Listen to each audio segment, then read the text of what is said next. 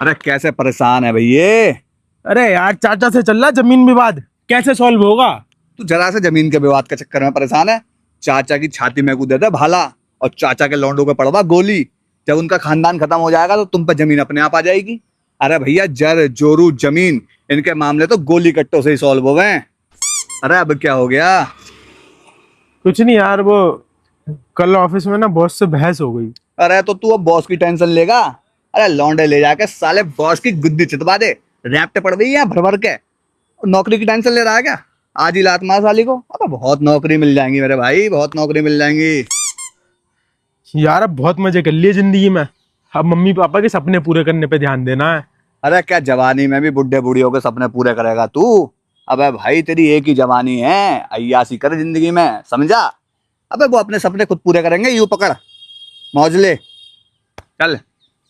बड़ा हरामी हो बेटा।